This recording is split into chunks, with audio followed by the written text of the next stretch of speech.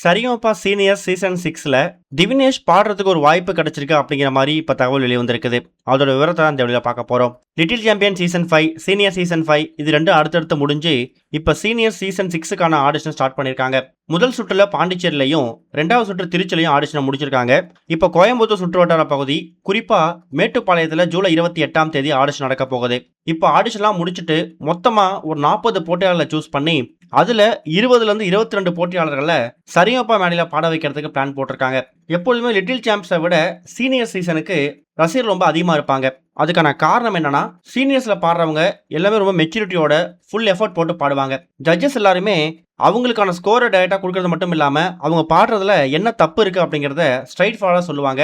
அது மூலயமா நிறைய காம்படிஷன் ஏற்படும். சொல்லப்போனால் போன சீசனில் சபேசன், இனியா, பவித்ரா, சுஷாந்திகா இது மாதிரி எல்லா போட்டியாளர்களும் கடைசி வரைக்கும் டஃப் கொடுத்தாங்க. அப்படிப்பட்ட போட்டியாளர்களை சூஸ் பண்ணாதான் இந்த சரிகமபா ஷோவை பார்க்கறதுக்குன்னு ஒரு ஆர்வம் ஏற்படும், போட்டியும் அதிகமாகும். அப்படிப்பட்ட ஆடிஷனை இப்போ நடத்தி முடிச்சிருக்கிறதாவும் கூடிய சீக்கிரம் சரிகமபா சீனியர் சீசன் 6 ஆரம்பிக்க போறாங்க.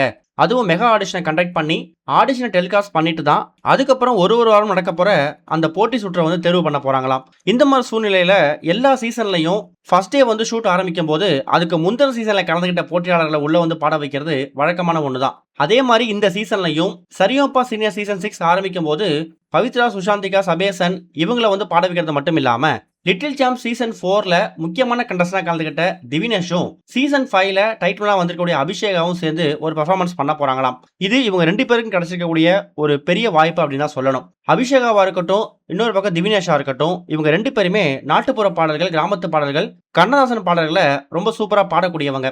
அவங்களுக்கு சீனியர் சீசன் 6ல அதுவும் முதல் நாள் அன்னைக்கு ஒரு பாட வாய்ப்பு கிடைச்சதுன்னா கண்டிப்பா அது உங்களுக்கு பெரிய ஒரு திருப்பத்தை ஏற்படுத்தும். திவினேஷ் கண்டிப்பா ஓல்ட் இஸ் கோல்ட் ரவுண்ட்ல என்ன மாதிரி செலக்டான பாடல்களை பாடினாரோ அந்த மாதிரி பாடல்களை பாடி ஜட்ஜஸை இம்ப்ரெஸ் பண்ணி முதல் நாளே இந்த ஷோ மேல ஒரு ஹைப்பை ஏற்படுத்துவாரு. அதுக்கப்புறம் சீனியர் சீசன் 6ல கலந்துகிட்ட ஆடிஷன்ல கலந்துகிட்ட போட்டியாளர்கள் ஒருத்தவங்களா அவங்க திறமையை வெளிப்படுத்தி அடுத்த ஒரு 6 மாசத்துக்கு யாரெல்லாம் இந்த ஷோல சர்வைவ் ஆக போறாங்க அப்படிங்கறத ஜட்ஜஸ் முடிவு பண்ணுவாங்க. இப்ப ரொம்ப நாட்களுக்கு அப்புறம் அபிஷேகா, திவினேஷ் இதே மாதிரி சின்ன குழந்தைங்க சீனியர் சீசன் 6ல பாடுறதுக்கான ஒரு வாய்ப்பை ஜட்ஜஸ் கொடுத்துருக்காங்க.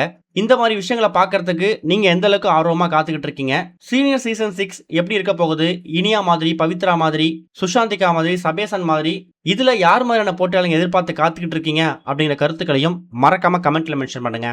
இதுவரைக்கும் கனெக்டிங் டிவிக்கு சப்ஸ்கிரைப் பண்ணனா மறக்காம சப்ஸ்கிரைப் பண்ணிக்கங்க. உடனடி அப்டேட்ஸ் பெறுவதற்கு நோட்டிபிகேஷன் பெல்லையும் கிளிக் பண்ணிக்கங்க.